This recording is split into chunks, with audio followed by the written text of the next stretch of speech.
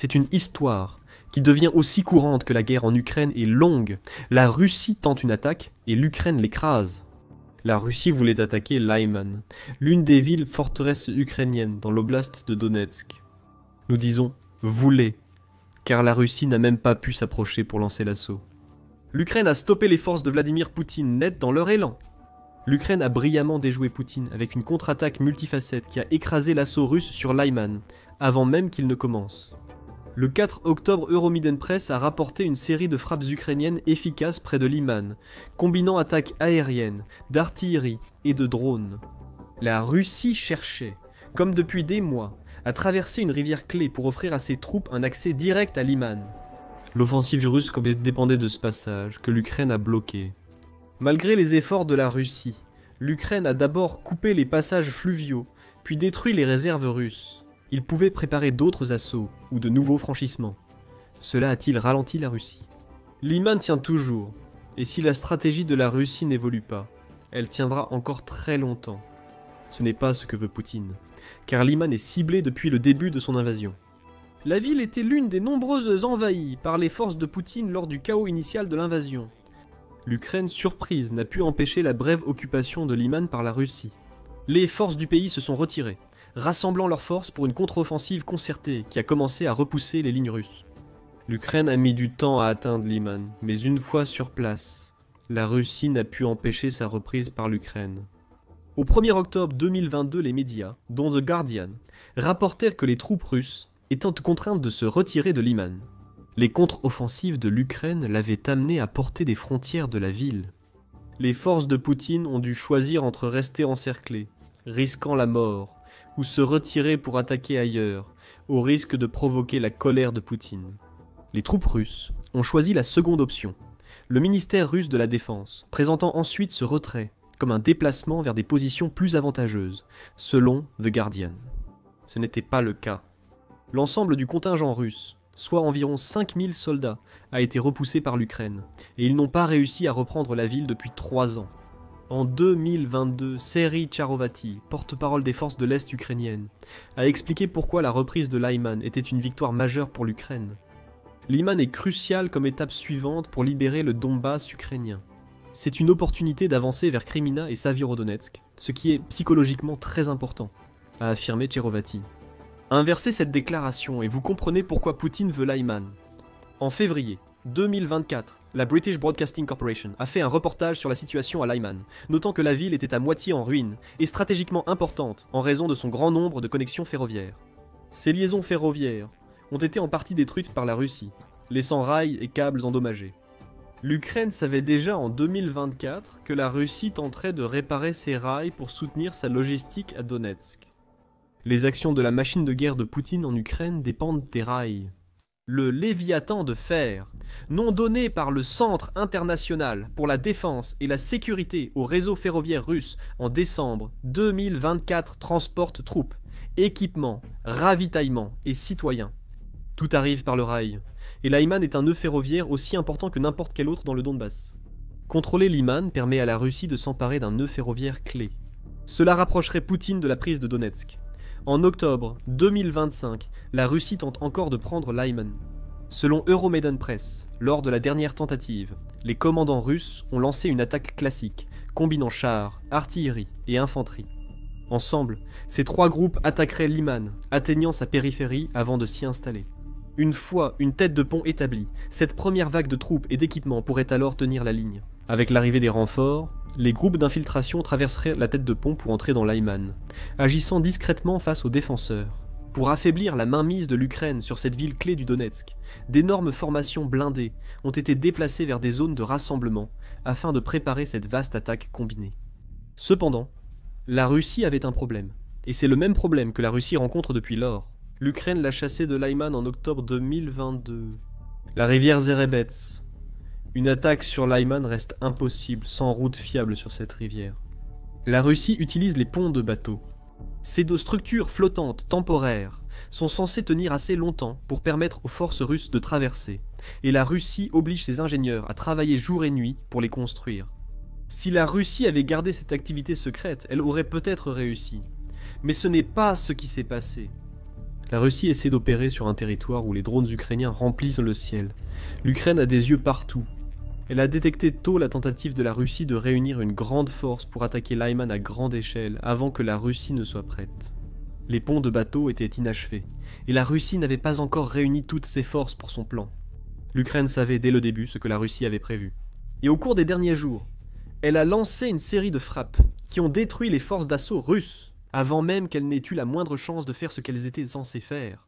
Ce n'était pas une contre-attaque, c'était une démolition soigneusement planifiée et extrêmement précise des ambitions de Poutine qui a été rendue possible.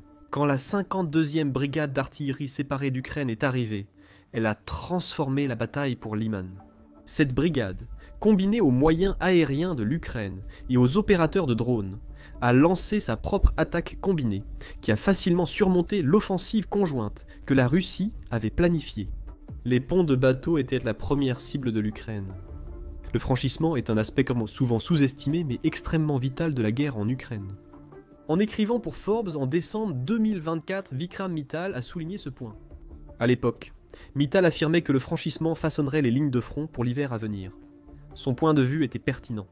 Cela vaut pour Lyman et la rivière Zerebets, à l'automne 2025 comme auparavant. Mittal a écrit sur les rivières traversant l'Ukraine. Ces rivières forment des barrières naturelles aux véhicules militaires lourds et de nombreux ponts ont été détruits. L'issue de cette phase de la guerre dépendra en partie de la capacité de chaque camp à mener efficacement des franchissements militaires. Cela explique pourquoi la Russie a construit des ponts flottants sur la Zerebets.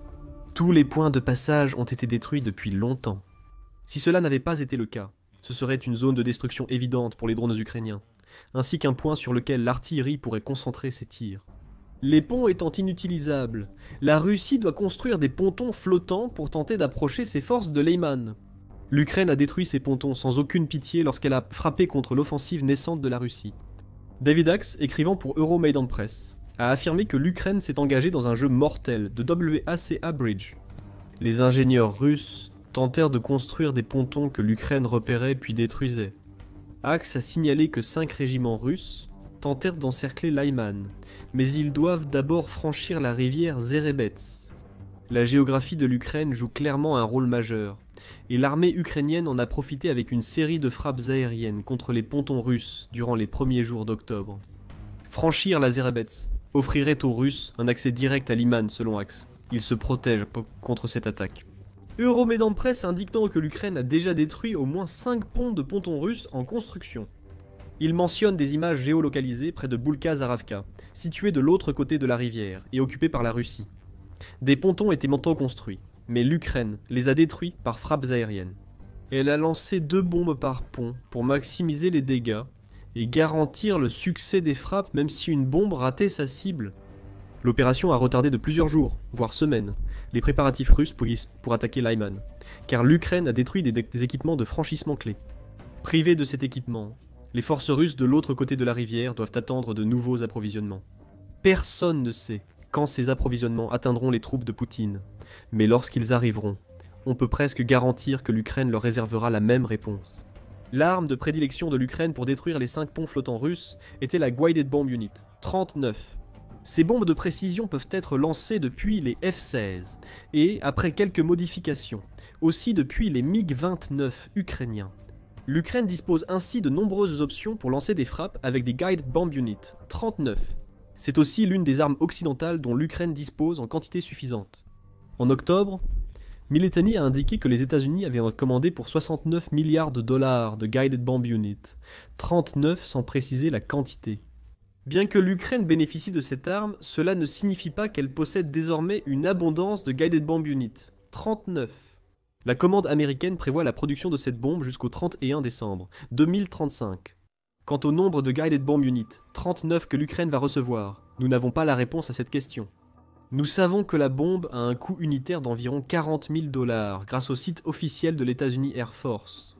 Cela nous indique qu'un investissement de 69 milliards de dollars dans la fabrication de ces bombes devrait permettre d'en produire environ 172 500. L'Ukraine espérera qu'un grand nombre de ces Guided Bomb Unit, 39, atteindront ses côtes. Cette bombe est idéale pour détruire ponts de bateaux, postes de commandement russes et leur matériel. Une munition guidée, également appelée bombe de petit diamètre. La Guided Bomb Unit 39, a une grande portée et peut être utilisé à toute heure, par tout temps. Se dirige vers sa cible avec le Global Positioning System, un support de Guided Bomb Unit. 39. Transporte jusqu'à 4 munitions guidées air-sol, de 250 livres, larguées depuis des avions de chasse ou des bombardiers. Ce n'est pas une grosse bombe. L'États-Unis Air Force se vante même de ce fait, affirmant que la nature compacte de l'arme permet aux avions de chasse de transporter plus de Guided Bomb Unit, 39, qu'ils ne pourraient transporter de bombes plus lourdes ou plus grandes. La Guided Bomb Unit, 39, compense sa faible puissance par une grande précision, idéale pour détruire des cibles fixes ou stationnaires. Les ponts de bateaux russes en sont un parfait exemple. Temporaires, ils restent immobiles une fois installés. Ils resteront tant que la Russie le voudra, ou jusqu'à leur destruction par l'Ukraine. Grâce à la portée de 40 milles nautiques, environ 74 km, du Guided Bomb Unit 39, l'Ukraine peut approcher prudemment ses avions de chasse des ponts flottants russes pour larguer leurs charges avec un risque anti-aérien minimal. Un pont flottant n'est pas la structure la plus résistante. 2 Guided Bomb Unit, 39 par pont russe, ont suffi à les retirer de l'équation de Lyman. L'Ukraine aurait pu s'arrêter là, et cela aurait suffi, au moins pour quelques jours. Les efforts des ingénieurs russes pour construire les pontons ont été anéantis, et leur reconstruction prendra du temps. Cependant, l'Ukraine sait qu'une grande force russe attend de l'autre côté de la rivière Zerebets, et a donc fait un choix intelligent. Elle a attaqué. L'Ukraine a frappé les chars russes, en même temps qu'elle détruisait les ponts de pontons. Plus précisément, l'Ukraine a déployé des drones à vue à la première personne, ou vue à la première personne pour frapper tout char russe, aperçu, se dirigeant vers la ligne de front de Lyman, rapporte Euromaidan Press. On ignore combien de chars russes l'Ukraine a détruits avec ses frappes de drones. On peut supposer que tous ceux à portée visible des drones vus à la première personne ukrainiens ont été détruits. Selon Euromaidan Press, l'Ukraine a réussi à toucher directement un T-90M, juste à l'extérieur du village de Terny. Poutine adore ce char. Le T-90M tank russe le plus moderne a été qualifié de meilleur au monde par Poutine, d'après le National Interest. En avril 2024. Ce n'est pas le cas. La Russie avait déjà perdu près de 100 de ses chars à ce moment-là, selon le média. Ce char a les mêmes vulnérabilités face aux drones que les anciens chars soviétiques russes. Un autre T-90M détruit près de Lyman est un bon résultat pour les opérateurs de drones ukrainiens, parce que cela signifie un blindé de moins, que la Russie peut utiliser pour lancer l'offensive qu'elle a planifiée. C'est un char de plus à ajouter aux plus de 11 200 que le ministère ukrainien des Finances affirme que la Russie a perdu depuis que Poutine a lancé son invasion. Les opérateurs de drones basés à Lyman, en Ukraine, ne se sont pas uniquement concentrés sur les chars, pour son assaut combiné prévu. La Russie a besoin de beaucoup d'artillerie, en supposant que vous puissiez faire passer cette artillerie par-dessus la rivière Zerebets. La Russie s'en servira pour bombarder Lyman, Poutine espérant chasser l'Ukraine de la ville. Les opérateurs de drones ukrainiens profitent de l'immobilisation forcée de la Russie pour détruire un maximum d'unités d'artillerie. Le 5 octobre, Ukraine Informed a indiqué que des drones de la 53e brigade mécanisée ukrainienne ont détruit plusieurs canons d'artillerie russes. Le bataillon Signum de la brigade s'est rendu sur Telegram pour annoncer son succès, déclarant que les pilotes du bataillon Signum ont mené des frappes contre les canons d'artillerie ennemis. 4 unités détruites, dont 3 cachées sous abri et camouflage, localisées et frappées par nos drones. Le 4e canon était prêt au combat. Nous ne l'autorisons pas. Le tir précis du drone directement dans le canon a neutralisé une autre arme. Voici 4 nouveaux systèmes d'artillerie à ajouter aux plus de 33 400 déjà perdus par la Russie. Les opérateurs de drones ukrainiens ont été actifs et efficaces près de Lyman. Cela couvre 2 aspects des frappes combinées de l'Ukraine contre les forces russes coalisées à Lyman. Les frappes aériennes ukrainiennes ont décimé les ponts de bateaux russes, rendant la traversée de la rivière Zerebets impossible, du moins pour le moment. Et avec ses drones, l'Ukraine a attaqué tous les chars à portée, finissant par revendiquer un éclaireur symbolique majeur, en détruisant une fois de plus le meilleur char russe du monde avec un minuscule drone, qui aurait coûté une fraction du prix du char à construire. Vous vous rappelez sans doute qu'un groupe est arrivé à Lyman, bouleversant la dynamique de ce secteur en difficulté. Il s'agit de la 52e brigade d'artillerie indépendante. Comme son nom l'indique, elle a apporté à Lyman ce qui manquait à l'Ukraine. Une riposte d'artillerie capable de contrer l'artillerie russe. La presse Euromaidan indique que la 52e brigade d'artillerie indépendante aurait été créée par l'Ukraine pour renforcer le 3e corps d'armée à Lyman. C'est l'une des premières brigades d'artillerie ukrainiennes à utiliser les automoteurs Bodana, conçus par l'Ukraine, opérant avec les autres systèmes d'artillerie à tubes possédés avant la guerre. La 52e brigade d'artillerie indépendante apporte une puissance de feu nettement supérieure à Lyman. Euromaidan Press rapporte que l'unité frappe avec précision les accès fluviaux, nœuds, routiers et zones de rassemblement, puis se déplace avant les tirs de contre-batterie russes. C'est une très mauvaise nouvelle pour Poutine, et cela se comprend facilement. Organiser une attaque massive nécessite l'accumulation d'une force conséquente. Chars, blindés, troupes et fournitures doivent être regroupés. Avec l'artillerie, l'Ukraine peut désormais frapper précisément tout regroupement russe repéré. Avec la mobilité de l'artillerie de la 52e brigade d'artillerie séparée, un schéma clair se dessine à Lyman. La Russie va masser troupes et matériel près de l'endroit prévu pour traverser la rivière Zerebets. L'Ukraine pilonnera ses positions avec de l'artillerie dès qu'elles seront localisées, tout en utilisant frappes aériennes et drones pour détruire les pontons et cibler précisément les blindés russes. Les forces russes n'ont plus d'itinéraire sûr vers Lyman. Euromaidan Press ajoute que des images géolocalisées du secteur de Lyman montrent que la couverture d'artillerie ukrainienne englobe désormais toutes les routes d'approche possibles que la Russie pourrait utiliser pour pénétrer dans la ville. C'est énorme pour l'Ukraine, affirme l'épidémie.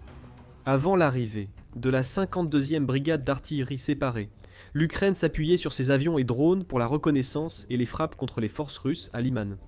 Désormais, l'artillerie s'est ajoutée à l'équation, apportant avec elle la capacité de bombarder en continu. À tout endroit où la Russie tente de créer un ponton, un pont, ou de rassembler un grand nombre de troupes, les drones s'occuperont des frappes précises. Des chasseurs chargés de Guided Bomb Unit 39 détruiront toute structure russe qui sera sur le point d'être achevée. Et l'artillerie aide à raccourcir la chaîne entre la détection et l'engagement de l'Ukraine, lui permettant de frapper plus vite et plus fort dès que les drones de reconnaissance repèrent les équipes russes en train de tenter quoi que ce soit. La géographie joue un rôle énorme dans le fait que Lyman soit une forteresse. Grâce à cette stratégie, l'Ukraine a sans doute rendu la forteresse imprenable. La Russie a maintenant très peu d'options offensives contre Lyman. Rassembler une grande concentration de troupes et d'équipements, en préparation d'une vaste offensive, aurait pu fonctionner plus tôt dans la guerre. Mais aujourd'hui, l'Ukraine dispose de bien trop d'outils pour faire face à ce genre d'approche. Des frappes en couche éliminent tous les Russes, tentant de traverser la Zerebets. Si les défenses ukrainiennes tiennent, leurs troupes doivent rester approvisionnées. Lyman ne tombera pas de sitôt. Quant à la Russie, elle ne pourra peut-être pas supporter longtemps les pertes qu'elle subit à Lyman. Surtout si elle n'en retire aucun bénéfice. Le matériel devient rare pour les forces de Poutine. Ce n'est pas seulement les chars qui sont concernés. La Russie manquera de tout d'ici 2026, ya. Regardez notre vidéo et abonnez-vous à The Military Show pour plus de reportages sur la défense ukrainienne face à l'invasion russe du Donetsk. Merci de nous suivre.